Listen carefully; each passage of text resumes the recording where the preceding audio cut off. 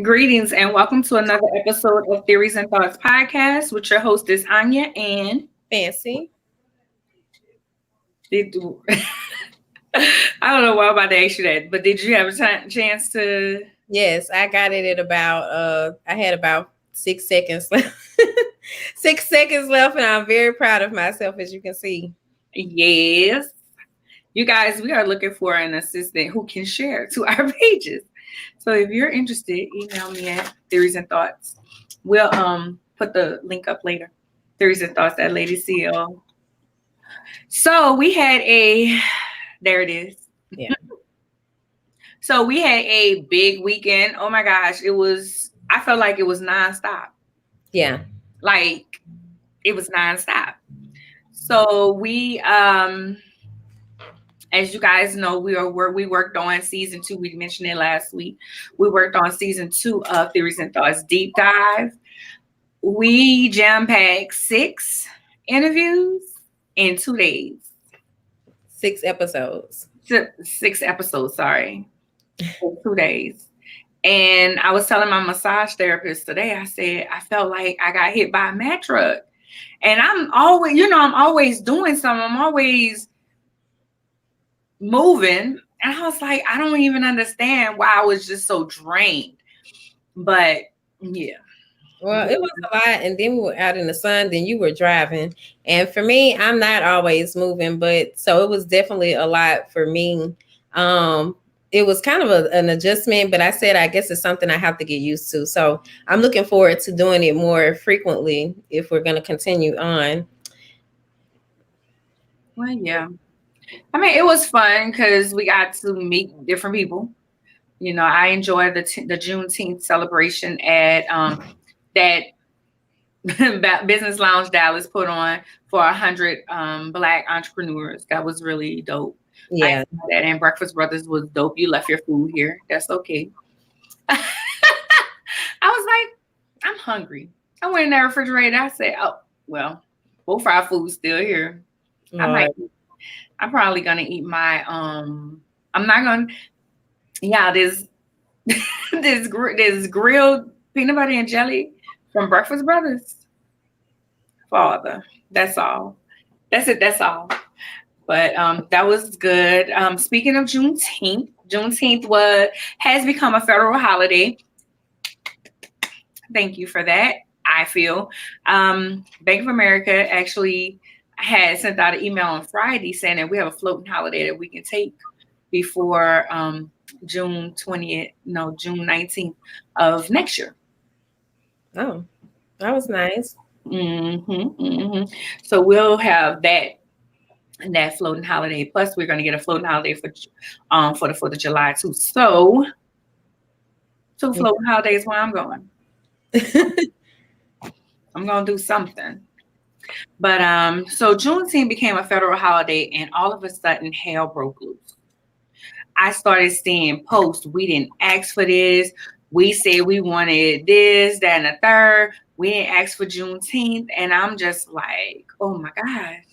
Like, y'all really pissed that these people made Juneteenth a federal holiday.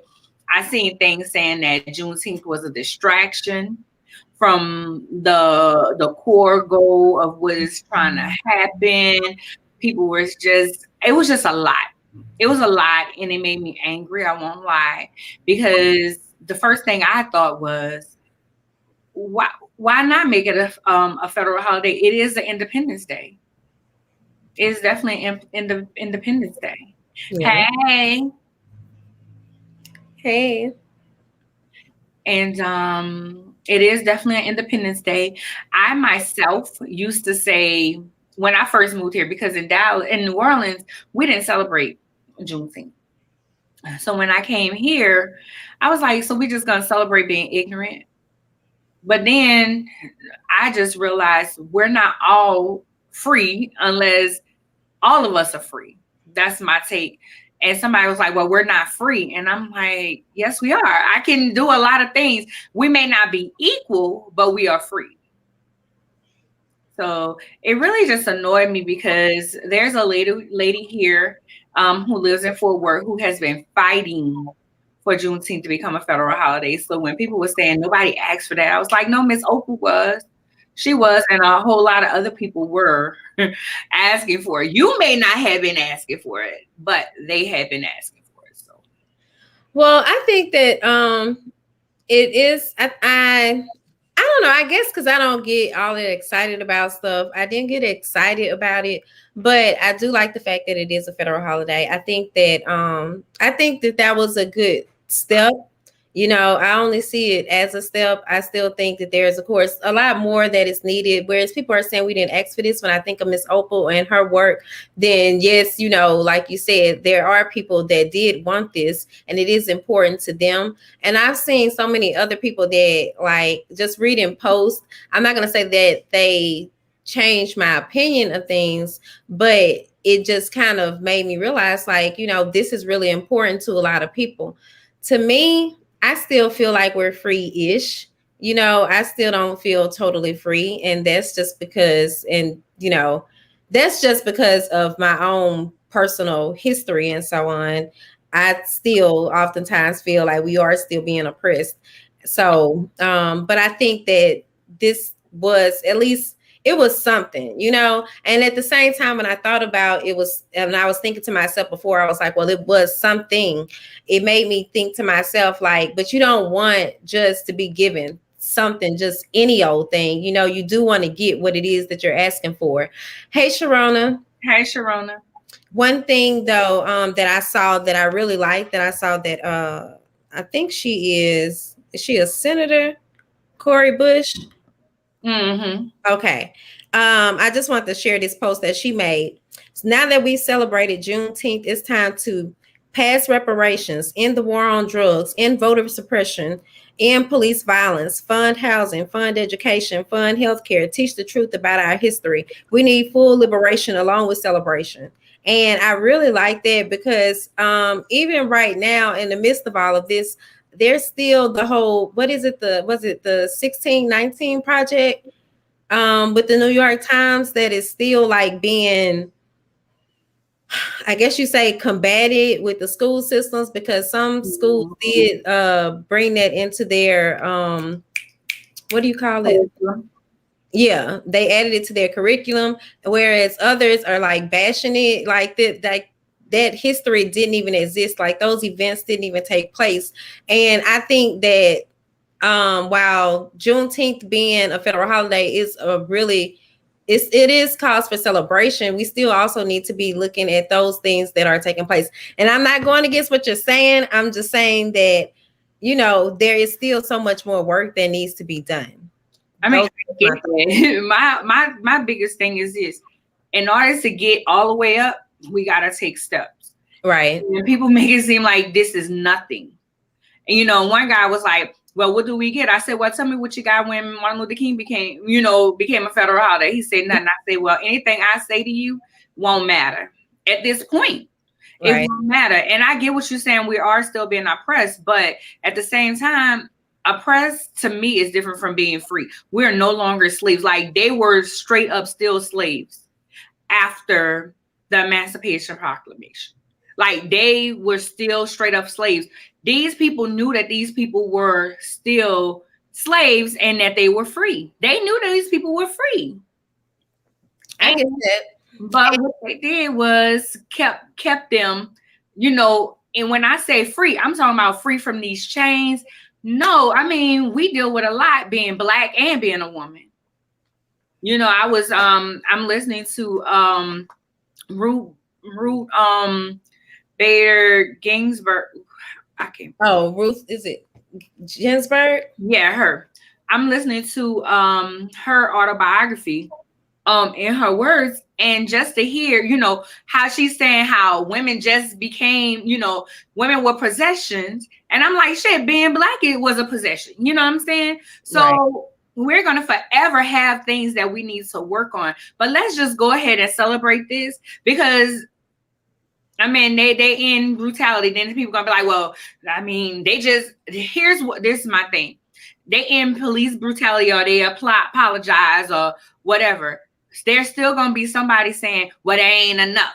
They give us reparations. Well, that ain't enough." But there's always gonna be somebody still saying. That's Regardless, there's still gonna always be somebody still saying whatever the situation may be. We know that's just life, though. I mean, just saying, there's gonna always be somebody doing it, in my opinion. Right. And it's just annoying. It's like, well, they ain't enough. They don't, and then here they trying to pacify us. So even if I halfway feel like if we get everything we ask for, including reparations, no more police brutality, somebody's gonna say, well, they just trying to pacify us. That's a distraction. That's this. Shut up. You too woke. Go sleep. Go sleep. Go sleep. So that annoyed me throughout the weekend. Just seeing posts like that, seeing people say stuff and, oh, we didn't ask for that. We didn't, this, that, and the third. And I'm in this group. It's called the Black Coalition. And when I tell you I'm about to get out of it, I just hate it. Like, it's almost like Black people. Did you have to put their whole name out there? Okay. My bad. But literally, okay, so the young lady, Shakari is from Dallas, and she went to LSU. She goes to LSU. Shout out to both of my hometown, Dallas and Louisiana. Nevertheless, even though, New Orleans is part of Louisiana, but that's another conversation. New Orleans, yeah, I said it right. So there was a guy in there. So a young lady the baby girl post her on there and said that it takes a village. And it said that her grandmother raised her. Her grandmother did these different things. And this fool was like, this ain't doing nothing but bringing down a Black man. He literally was like, this is bringing down a Black man and glorifying grandparents taking care of kids. And something else he said before I can screenshot it. It had then they had then took him off. Like, I was like, this ain't got shit to do with this. Like, and one of the girls was like, one of the young ladies in there said, well, you gotta ask the men where they at. Like, you can't ask us where the grandfather was at or where the daddy was. You know what I'm saying? You can't ask us that. But it's almost like he was pissed because this girl's grandmother took care of her. When there's plenty of people that or plenty of kids out there that have no one to take care of them. So it's a blessing that she had someone, And then with that, I sent you one. I think it was a guy talking about how she's muscular, how the post that I sent you. Yeah. And he was like, go ahead, I'm sorry.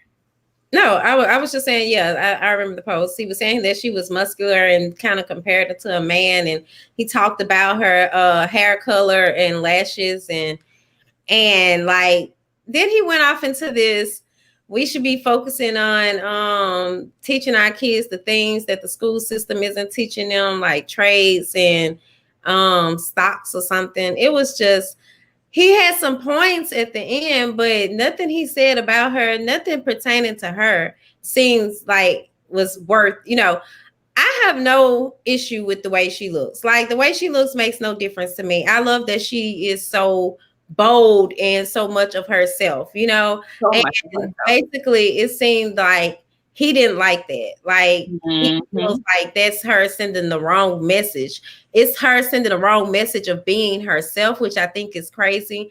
And the fact that she wears the colorful hair and the lashes, like, what difference does it make? I just saw a post earlier that was like, where she was saying that she saw that Flojo wore long nails, so she wears long nails. And I was like, you know what I mean? Like, this girl has idols. She's in school or was going to school. She was at LSU. Hell, like, where did you go to school? Like, it was just crazy. But it's always, and then I saw how the men were like, well, people were saying, it's always the man that got something about being a king or something, like you not no king and you just the clown. And that's really what that post sound like. He just seemed like he was bitter. He might used to date a track star or something. Right. what he was saying. Like that too. I was like, who hurt you? Yeah, he was like, she just running track. Okay, but that is a gift because he made it as if to say we all gifted, but that don't make no difference though. Like as Black people, we gifted, but yeah, that don't make no. Okay, like that's a conundrum or something. Like we say, like you're right. We asking for all these things and we asking for representation, but when we get it, we're not supposed to celebrate it. We shouldn't celebrate it. We shouldn't be happy for her. We shouldn't, the world tell you be yourself, and then when you be yourself, you shouldn't be yourself. That girl said she found out the week before that her biological mother passed away. Yeah. She like, my mama passed away. And she's still out there. Like, she out there getting it. Yep. She was out there getting it. I saw a quote where she was like, nobody knows what all she goes through. She put on a poker face. But also, she is the youngest woman to win the 100 meters in the Olympic trial since the 1980s, too. I just wanted to note that as well. And then I see here, my kitty 3 says, I love her. I hate how people talk about her and can't do half of what she has on the track. That's right, girl. That's one of our, I can't think right now. One of our, people. Oh. Advertising people. I can't think right now. Oh, my kitty. Oh, because it's Kim. Hey, Kim. Yes, Kim. I couldn't think of her name. I'm like, it's familiar. I was sorry, Kim. I couldn't think just now. I can see the product. Zai, right? ZHI, right? But it's pronounced P, yes. Right. I could see it in everything. I just could not say her name for nothing. Sorry, Kim. But yeah, I feel like what's wrong with her having her hair like she had her hair? What's wrong with her nails? I used to wear my nails very, very long. I wear lashes. My hair color is purple and blue. It's a purple and blue.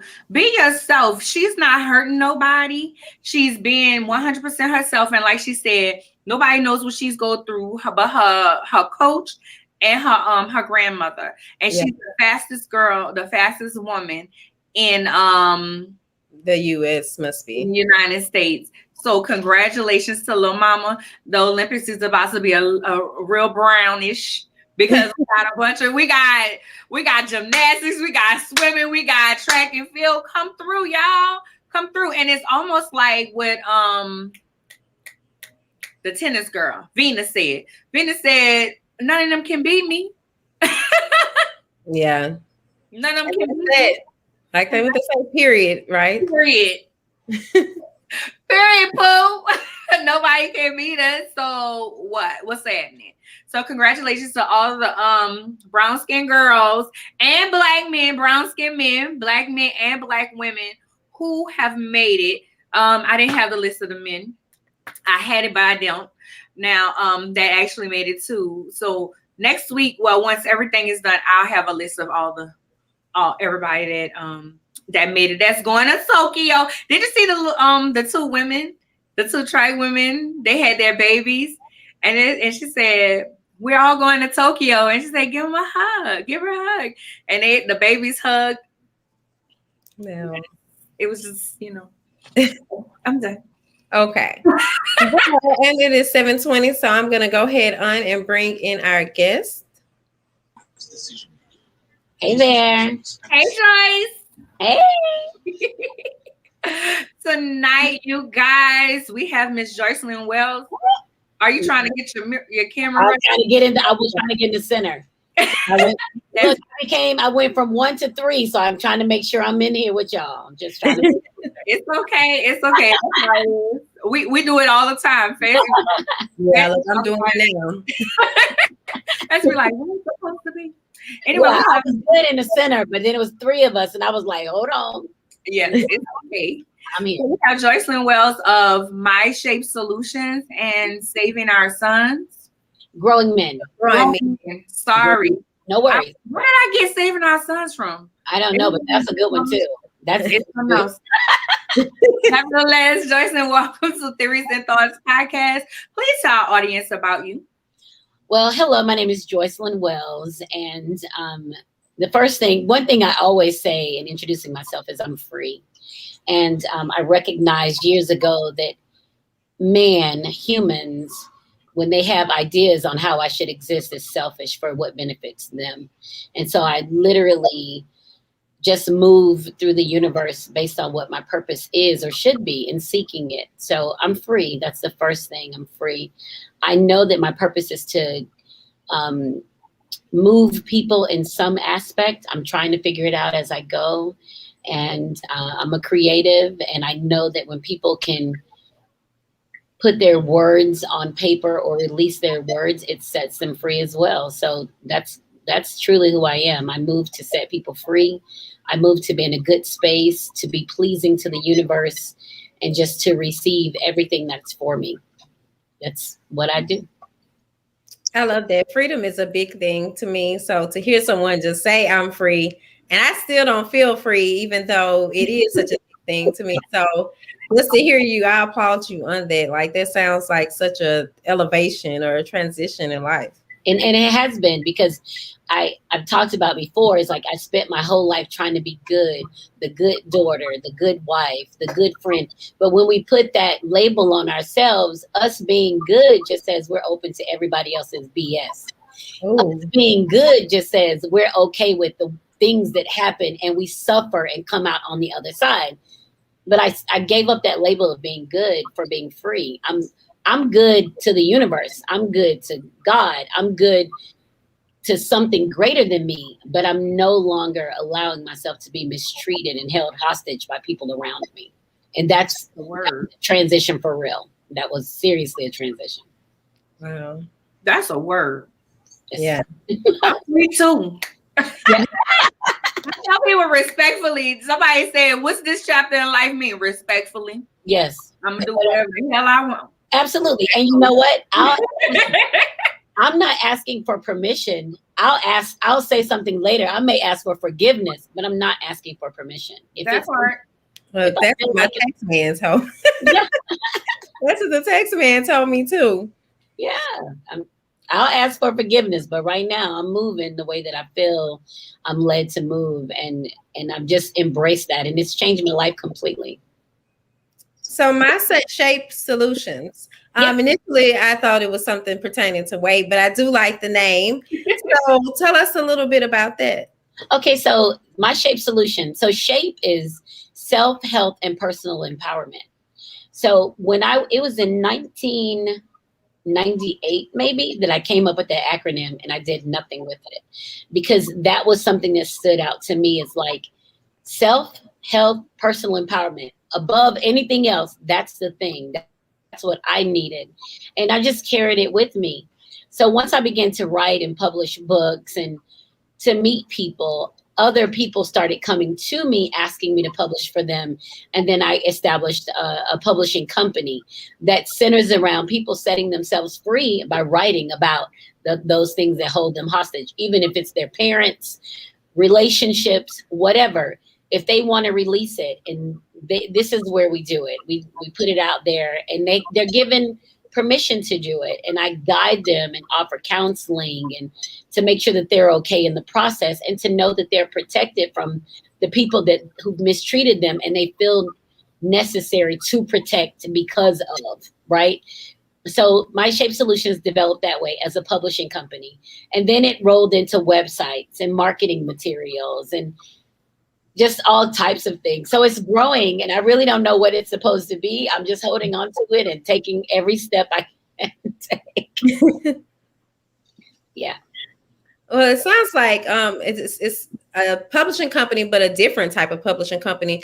You also have a niche, I see, because it sounds like most of the writers is more so kind of like inspirational, sharing their journeys and so on. Yep. And just telling their stories. We all have stories. We all have stuff that we need to put out there. And so one of the things that I offer to authors that come in, and they're kind of hesitant about publishing. They want to, but they're hesitant. One of the things that I offer them is that we do a weekly session of talking through the issues. And if it means bringing in a licensed mental health counselor, if it means doing something with their families, whatever they need to get to that place of understanding that they too are free, this is what we offer in this process. I mean, it's not like, because they're not telling necessarily a fictional story. They're talking about drug addiction, prostitution, child abuse. I mean, they're talking about some hardcore stuff. And we have provided an opportunity for them to be safe in talking about it without judgment and without telling them that they shouldn't and without supporting the abuser. This is a support for people to be free. Like, this is literally what we do here. Wow. That's dope. I'm sitting here like, that's dope, because I knew you had a publishing company, and one of the things that I love is that you offer that, because you have a podcast as well, that you illuminate everybody else's voice around you and you allow people to be themselves. And so many times, I talk about that with my mom. I'm always saying that, I tell my aunt all the time, let her be her. Like, you're trying to put her in this box. Yep. Didn't we talk about that this weekend, Fancy? About this box. People try to put you in this box because that's how they feel comfortable. Yep. They feel comfortable. If I put you in this box, that's who you are. And then when you move out of it, then you crazy because you're not who they said that you was. Yep. When in actuality, I never told you that. Yep. Marilyn Monroe has a quote, and one of my favorite quotes. And, let me see if I can find it real quick. It's one of my favorite quotes, and I should know it by heart. And anyway, moving on to my next question, why I find that quote. Growing men. I have one son. Am I correct? I have one son. I do. And 2 daughters. Yep. Okay, I got it right. Joycelyn is a part of a group. That's how I met Joycelyn. And from day one, she's just been a free spirit, and she welcomes everybody in, honey. I do. I don't even know not to. Like, it's not even a thought. It's just like, here I am. Here you are. What are we supposed to talk about? Let's just be, right? So that's exactly right. So what made you come up with that concept? Was it having a son, or where did you get that idea that I'm going to start this nonprofit? So what happened? So one of the things I've always called my daughters growing women. And as a mom, so was married for several years, and we had 3 children together, and we got divorced. But what I knew the whole time is that I'm not raising children, I'm raising women. So instead of calling them my daughters, I would call them my growing women. These are my growing women, because I'm teaching them, like I'm teaching you to be a woman. And it even got to a place that we would have conversations, and I would have to tell them, back up. This isn't mommy talking. I'm a woman talking to you. This is a life lesson of understanding what it means to be a woman in this country. So you want to make it a mommy issue, and this is a woman issue. And I start referring to them, as growing women. And so that still defines our conversation now, when I'll say, hey, I'm not coming to you as mommy. This isn't the emotional space of mommy. This is the rational space of, you're a woman, I'm a woman. I'll tell you what I've seen and what's out there. Let's talk through it. So with my son left to me at 6. Well, I allowed him to go live with his dad because I felt like being in the presence of a man, whether I like the man or not, that was going to be more beneficial to him than me not allowing him to grow into the man, right? Mm-hmm. So I had to kind of weigh that. And I always called him my growing man. I always put him in a position of responsibility around me as early as when he came around and we traveled together. He always had to carry a wallet. He had to carry money to tip if we were traveling. He had to, so he always had the responsibility, because he's not my man, but he will be a man, right? Mm-hmm. So that was my focus in not hindering his growth and understanding that when he walks into a room, he's the most powerful man in the room until someone more powerful shows up. Like, he doesn't go in thinking, I'm going to sit back in the cut. He walks in head up, shoulders high, knowing that I'm powerful in here until somebody's more powerful than me, and recognizing that dynamic between men. So that's where it came from. And just understanding that there are so many men out here who miss the opportunities to have that instinctual growth of hunting and understanding and being empowered and demanding submission by presence, not by words, like, and being Right. responsible, right? So many men miss that. And it just came to like, we'll start a foundation, which stemmed from a annual golf tournament that I have. And now I have 10 golfers who have vowed $10,000 over 10 years to serve as mentors and have scholarships given in their name to growing men coming through schools. So, I mean, it's just a passion for me because I studied men in college, positive identity development in Black American men. I love men. Like, that's my thing. I love them. But I know that they're not supposed to I'm not supposed to put myself in a position to be mistreated and misused by them. I'm in a position of guidance, and I have to use that responsibly. Wow. I love you. Go ahead. Well, I was just going to ask, so what type of work, I know you've mentioned the golf tournament, and I also see that you all did was it a sprint or a 5K. Marathon? A 5K. Mm-hmm. Yeah, I saw that as well. But so tell us more about the work itself. Is it just fundraising for mentoring, or how does it work? What happened is that these things just happen. I have two colleagues. So by trade, what I do to get money every 2 weeks is I teach. So that's where my check comes from until I can substantiate my living from my business, right? And I haven't done that yet. So it's the grind, multiple streams of income. That's what we do. We do it. That's what we do. So there has to be something. It's just in the past year, the shift has teaching as my primary job to teaching as my secondary job, and writing and running my publishing company is shifted to primary. So it's a gradual shift of responsibilities and priorities. So 2 of my teachers, male teachers, died during COVID. And me and one of my colleagues decided we would do a 5K to memorialize them. How can we keep them alive? What can we do to keep their name alive and their spirit alive? And we did a 5K. So the 5K portion and that just happened to fall under the umbrella of the foundation. The 5K portion targets young men as early as 5th grade, young men and their families. And we provide resources for the young men and their families all the way through high school, whether it's counseling, financial, emotional, mental, physical health, whatever it is. We just get a couple of families every year and follow them through to make sure they get to school and make sure the families receive what they need. And that's the 5K. And that happens in April each year. Yeah. That's good. Yeah. That is good. Again, illuminating voices, making sure that people get what they need. Yep. Natural born nourisher. Yeah. So I found a quote that I was talking about. Oh yeah, share. So she says, this is actually one of my favorite quotes. I've never fooled anyone. I've let people fool themselves. They didn't bother to find out who and what I was. Instead, they would invent a character for me. I wouldn't argue with them. They were obviously loving somebody I wasn't. Yeah, I love that. And you know what? That's real. That's we all experience that. When you step into that role of being transparent and this is who I am, people around you start scrambling because you no longer offer them the opportunity to handle you. So and it makes for me has been amazingly cleansing. Like, it's like, I ain't doing that shit.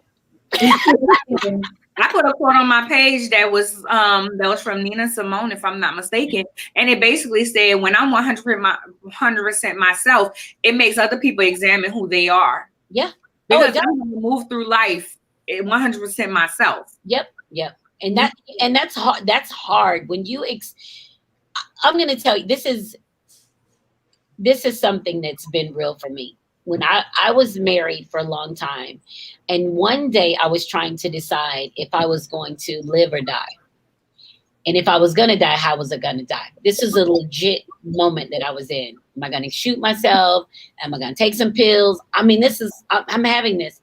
And then it was like, God said to me, like, choose me. Like, what are you talking about? Choose me. Like, what? And I'm thinking, like, why would I choose you if you put me here for somebody to mistreat me? And it's like, he's like, I didn't put you there for somebody to mistreat you. That's what you letting that happen. I need you. Like, this is I had to stop and think, like, what's my ownership in this yucky marriage? Like, am I just in it and somebody's doing something to me, or am I choosing to be in it? Have I made a choice to allow this person to mistreat me? Have I made a choice to be miserable? That's a choice I made. So when I started accepting responsibility for my decisions, baby, that's cut down on a whole lot of yuck. That cut down on a whole, when you say, I'm choosing this and it's bad, you stop making a lot of yucky choices. You literally stop. And I had to do that to be like, yeah, I'm not having a good time. This isn't pleasing to me. I'm leaving. And I've had girlfriends and guy friends who were unhappy because I would be like, I'm having a great time, but 2 checks, please. I'm out. And they're like, you just gonna leave? That's rude. I gotta protect myself. I gotta protect my sanity. Listen, my peace is so important from it. Yeah. And that's real. This is why it's so important for me to be who I am. This is it. Because I don't have any wiggle room for play anymore. This is it. Yeah. So, how many books have you published so far with My Shape Solutions? So for me, I've published 5, but I have 10 authors on my label. Just really great people too, that we've developed almost a family. Like, it's such a warm, honest place to exist in. And then I just met on Saturday a new author. So I was reading his manuscript before we started this. And I was just almost in tears reading his manuscript because he literally talked about a lot of things that were disheartening to him growing up. And we don't, because we revere our mothers, because we're told to, like, well, that's your mom, you got to respect them. And you're like, okay, I respect them, but they treated me like shit. Like, they weren't good to me. Like, so what am I supposed to do? What do I do with that? Like, so it's just, so now there are 10, possibly 11. I have another maybe coming on, and just great stories. One of my authors was in prison for 13 years. He wrote books while he was in prison. And when he came out, we connected and I started publishing his book, and it gave him life. It gave him something to believe in. Like, I have something. And they're amazing Miami stories, drugs, sex, gang war, all of it. Amazing stories. So it's just been it's such a unique experience because people trust me with who they are, and I have to protect them and their words and make sure that I don't lose them in the publication of it, that they maintain they're true to what they want. Do you remember what it was like when you secured your first client? I was scared. And I was scared for one. And the second thing is that's the guy who was in prison, Stephen. His name is Stephen L. Brown. His books are bottom of the map. His books were handwritten. So he mailed me the manuscript of handwritten pages. And I literally sat and transcribed every single page. Wow.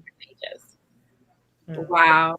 Yeah, but I think I got tired, of course. I was like over it, but I just felt like he needed me. I felt like he needed an opportunity to know that his existence was ordained before he was even born. Like, so what am I supposed to do? So that's what I hold on to. Like, what does God want from me? What am I supposed to do in this moment? And I just stayed fast and completed it, and it was really interesting. And the funny thing is that, so he didn't have any resources to pay me, and so now his book sells like crazy, and he doesn't even want his royalties. He just leaves his royalties with the company.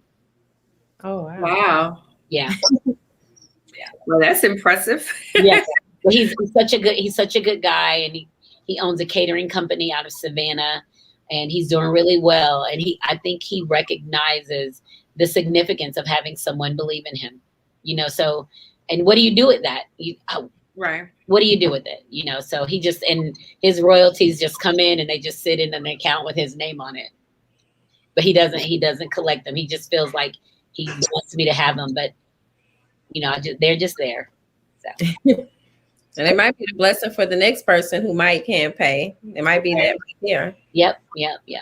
So absolutely. That's why I say the beauty of eliminating other voices. Everything that you're touching is pretty much boosting everybody else up. It's like, okay, let me help you get up. Let me show you something.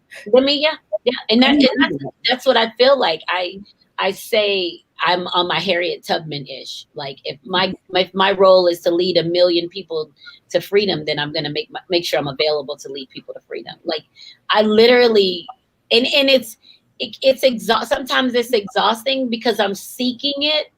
But when I'm in that space that I'm exhausted, I now realize that it's the time that I'm healing and rebuilding and getting ready for the next thing. And it's taken me probably 4 long years to recognize that when I'm down or when I'm low, I'm not necessarily depressed. I'm not seeking anything. It's just that I need to heal to be ready for my next mission. I've got to be ready for the next thing. And I just accept it. Yeah, that's real. I'm an empath, so I've learned that especially protecting my peace, but also I can't heal because as my mom always say, I have a healing spirit. Yeah, I can't heal someone if I'm low, right. know. And people always say, "Why are you always up here?" I'm like, "Why do I need to be down here?" Down here. That's I like being up here. If I'm up here, I have somewhere to land. If I'm down here, I don't have anywhere to land. Yeah. And one thing about being an empath is that you love people and you want to heal them. What I learned along my journey is that some people aren't ready to heal. Some people don't want it, but we pour into them until we're exhausted. And then they're still in the same place and trying to drag us into that space with them. And I've recognized that. So I have something called a rule of 3. The first time I'll hear you. The second time I have information for you. The third time I want to know what you've done with the information from the second time. The third, if you haven't done anything with it, then I'm out. Like I don't have anything else for you because I can't. When I'm called to my day, when God calls on me to do what he needs for me to do, and I'm not ready, he doesn't want to hear about that I've lost myself and other people. Oh, hold on a second. He doesn't want to hear that I've lost myself and other people. He wants to know what I've done to be ready for that moment. And so I literally don't allow myself to get caught up in that cycle of psychological and emotional misusing by other people who aren't ready. And so I just cut it off. It sounds really cool. No, I've had people be like, I'm not ready to go that. Look, I'm gonna have to let you go because where you at, and I can't do that. Yeah, we can do that. And they just want to talk to you. They just want to talk, and you're like, I got stuff to do. I got a whole path a trail I'm blazing, and you want me to sit here with you in this yuck space? I can't do it. Get somebody else. It ain't for me. In my space. What are you doing? Period. Yeah. Period. Boo. Period. Boo.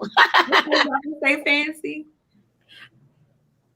I was gonna say, when you all were talking about resting, it made me think about recently just this conversation I was having with someone, and they told me how this older lady mentioned to them that because she was saying how she would try to get up in the morning and just go about her spiritual routine.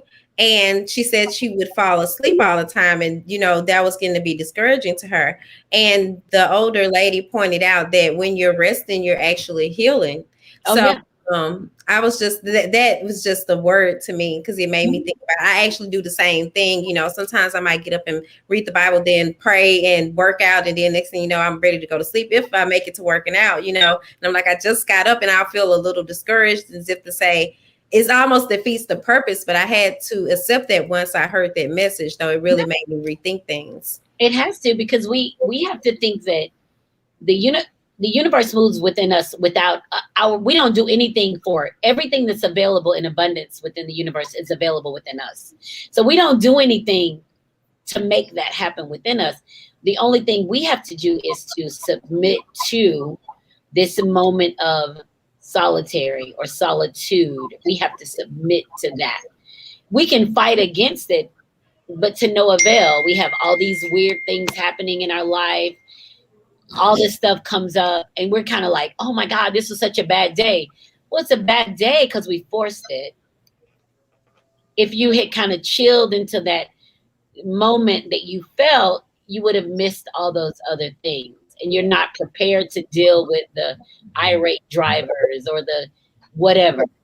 But we have to trust that healing is essential. And now, when I've been in a low energies, I call it a low energy space. I don't even call it depression anymore. I've been in a low energy space for about 2 weeks. And all I'm thinking is, wow, I can't wait to see what the heck is about to happen.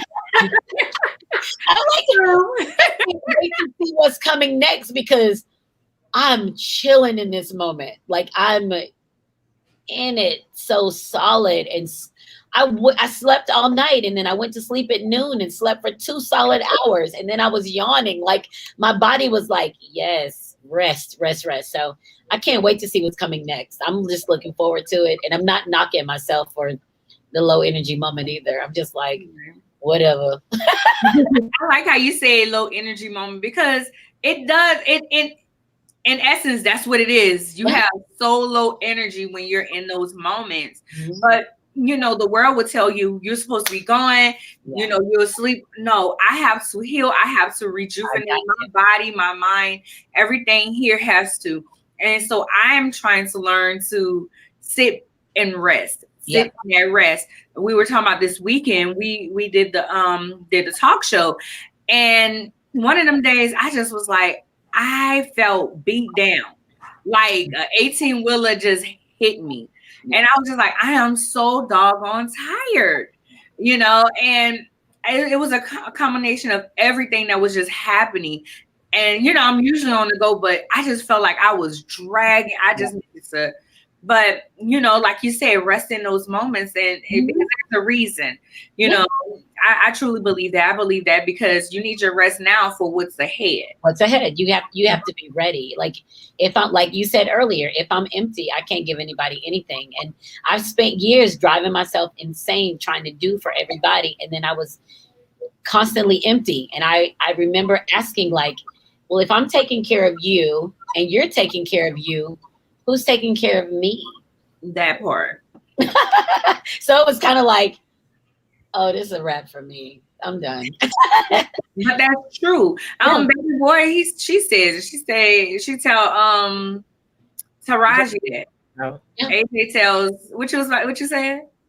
Look, I don't even know the movie that way, but I was like, were you saying that she told Jody this or it was vice versa? I didn't know. She told Taraji's character, AJ Johnson.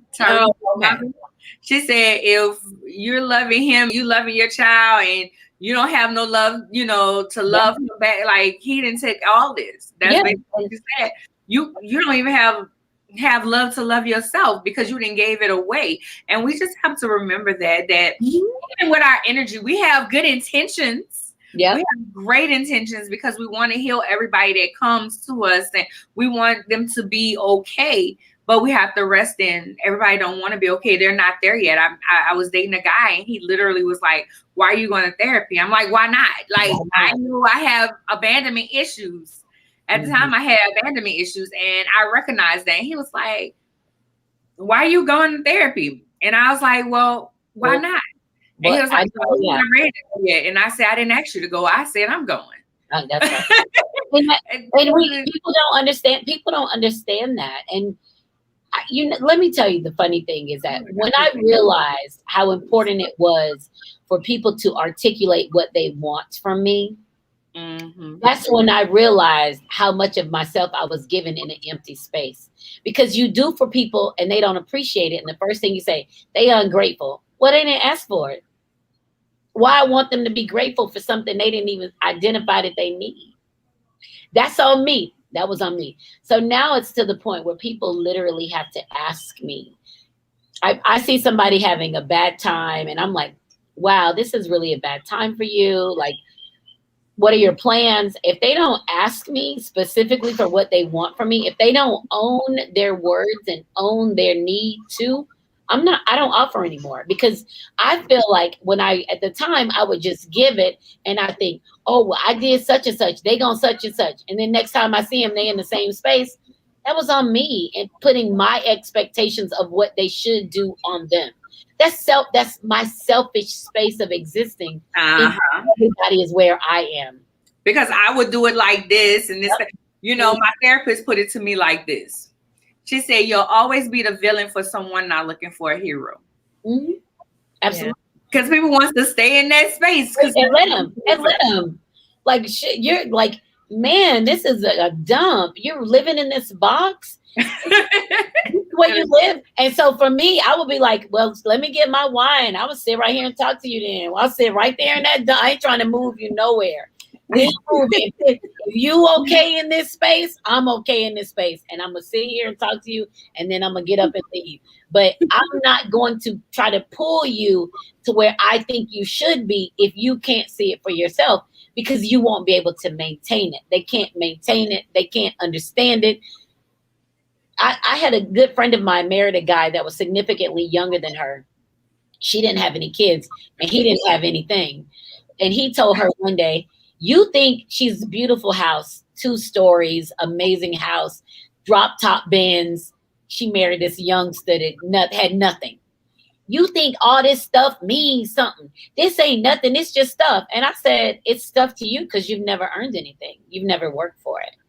And he looked at me like, I'm like, you can say it's nothing because you don't know what it took to get it. Right. And then I was the villain. Then I was mad at you. And I'm like, well, hey, you don't know what it takes to buy a house. You don't know what it takes to buy a car. She bought you a car when you got here. Like, so none of these things, you know how they work and you want to dismiss them. They have no value to you because you have no value for them. You don't know what goes into getting it. And we have to literally recognize people where they are. And that's respecting them where they are. This is what you chose. This is where you are. I respect that. And I'm here with you. And then I'm leaving. But if this is what you want, this is what you want. What am I do? Lacey. It's a struggle. We dealing with family members, friends, people we know. We deal with it all the time. And you get to a point where you're like, well, damn, what'd you think was going to happen? Listen, I let especially with my mother is not a bad person. She's not like me. She don't want to be around people. She's a loner. She'll tell you that. And that's why I tell my stepdad and my aunt now, let her be her. Yeah. That's her. She ain't nothing. And that's why, me being who I am, I allow her to be her. But it's therapy for me to just say, you know what, Ma, be who you are. Because like you say, that's selfish for me to want to tell you how to be. That's how to be. That's right. That's right. My sister and I had a conversation. My grandmother died when my mom was 13, so we never knew her.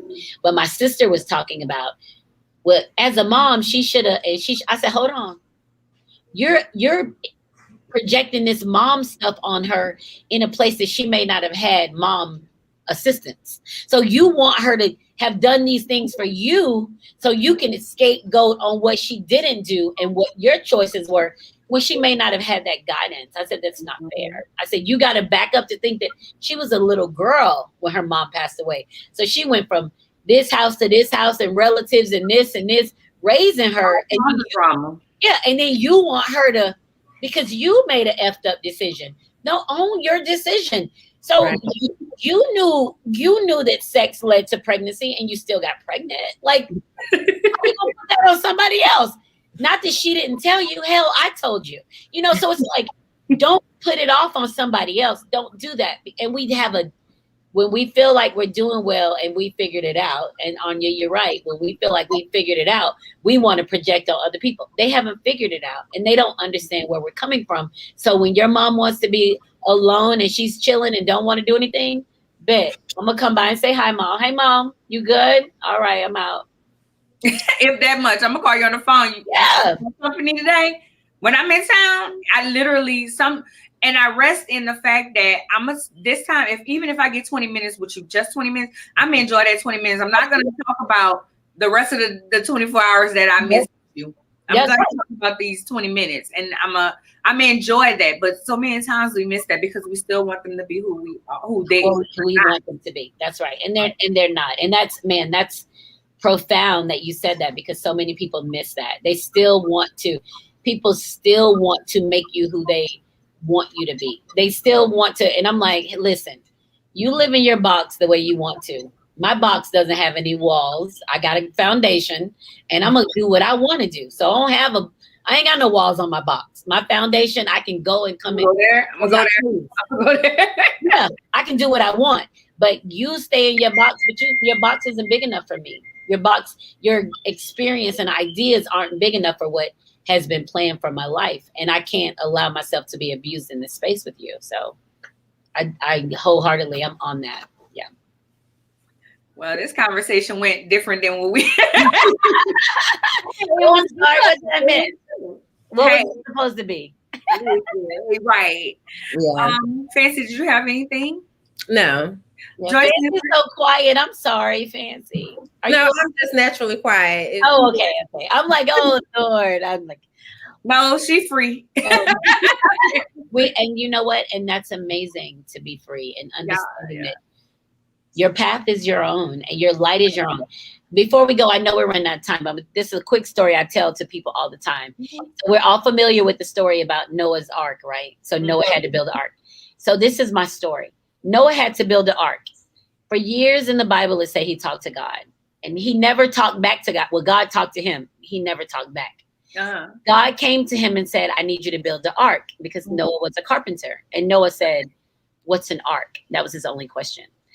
God told him. So Noah had to be aware of his placement to go build this ark. Now, if Noah hadn't built the ark, what was going to happen? The animals was going to come anyway.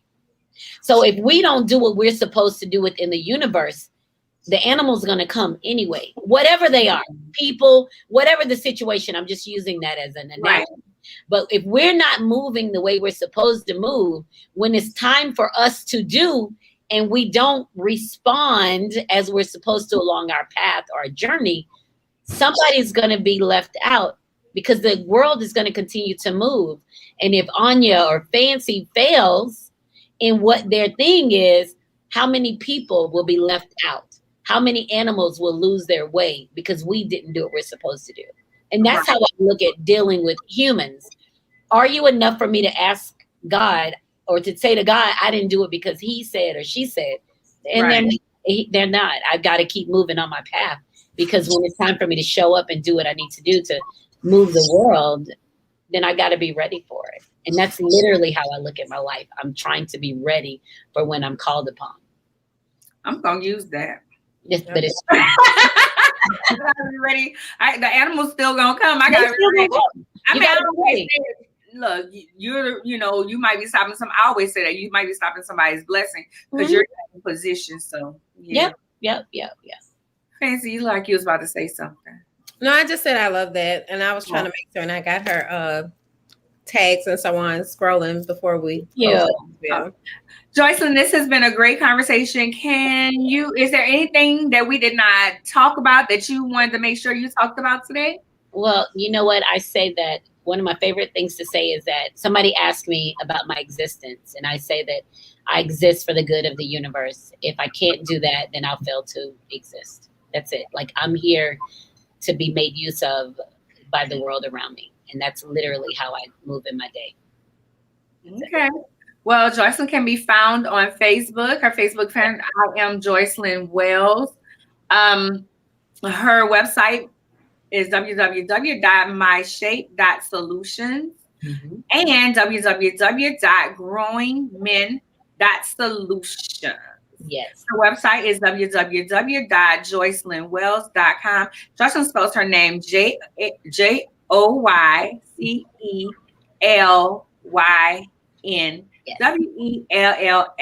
I'm doing that for the audio. I appreciate you. And hey, if you guys are available the last week in March, we do an amazing golf tournament in Atlanta. You guys are more than welcome to come out, do some interviews on site, or golfers and their families and different opportunities. So we can talk more about that if you want to come to Atlanta in March. Yeah, let's definitely talk about that. Thank you guys so much. Thank you. Bye. Thank you. Thank you. Bye-bye. She's dope. Yeah, she was. Great conversation. Yes. We're in a group. We're in the same group that Ricky and Ashlyn. Oh, okay. Yeah. Mm-hmm. Yeah. I be looking for certain things and certain guests, and I'd be like, oh, that'd be good for that topic or whatever. Anywho, thank you guys for joining us tonight. Tonight I have on my Black Media Matters shirt. Are these on sale on the website? Yes, they're for sale on the website. They're not on sale. Just to clarify. Oh, sorry. For sale on the website. That's what I meant. If you want to support the movement, Black Media Matters. As always, I have my boutique, Miss Things Boutique. You can find all my information, all my links on my link tree, Lady CEO, Lady with the I. I am on Clubhouse as Lady CEO. I actually didn't listen to two. I listened to the one you sent me, and then I listened to another one saying men. It said men. If a woman is not domestic, are you leaving? Okay. So I listened to two. So I'm encouraged. I'm excited. I did go into that one with you. The one that you sent me, Arising Affirmations. Yeah, helping my homies win. That's what it was? It's called Helping My Homies Win. I think it's the Clubhouse. And then Rising Affirmations is, I think, the room or something. But but you're fine though, because as long as I just want people to know it's helping my homies win too. Yeah, it was really good. I enjoyed that. I enjoyed that conversation. I enjoyed the conversation. I don't think I listened to a full conversation. I just listened to bits and pieces. Yeah. So I am on Clubhouse. Eventually we'll get a room and we'll talk about something. I don't know. Okay. Guys, don't forget that you can join our TAT tribe chat. Here is our link to that. Sorry, I was trying to think of what to call it. But you all can sign up there, and also I'm trying to copy it right quick so I can drop it in the comments.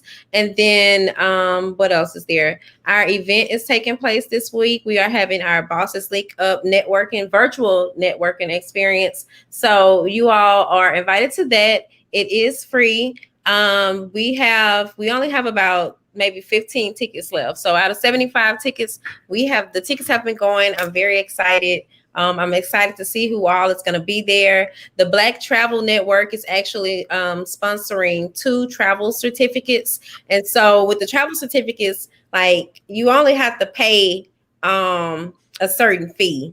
I think it's like $50 for something. But it's a really great opportunity. Of course, if you show up to the event, you can learn more about it there. We're going to have another newsletter go out that kind of tells more about some of the other prizes that we have. Candy has some great games, and Lakeisha has been working behind the scenes, just getting everything together. So it's going to be a really great event. If you are interested, you can visit the Eventbrite page and get your ticket. And I just had the tickets link. Let me pull that up right quick. I know we're running out short on time. It's bit.ly Bosses Link Up. So bit.ly// Bosses Link Up. And again, the tickets are free and they're on Eventbrite. And then you all can find me on all social media platforms as Fancy Swagger. I have not been on Clubhouse in a while. I just hopped on there the other day when I saw that room come through and I wanted to share it with Anya. But I will be getting back on there soon because, I actually listened to something the other day when I was driving back from Dallas. So I kind of listened to one room. But you all can find me on there as Fancy Swagger as well. So I think that is everything, Anya, isn't it? Everything I can think of. Okay. The week is wind down. Bring your wine and come and wind down with us. Until then, Peace. Oh, don't forget to check out Theories and Thoughts Deep Dive on the Exposure TV app as well. Y'all can download that app for free and watch. All of season 1 is up. So we hope you all binge watch it. We love to know your thoughts and comments and let us know what you all think. And so I'm going to drop our email here again, theoriesandthoughts@ladyceo.com. And now, peace and blessings and good night, y'all.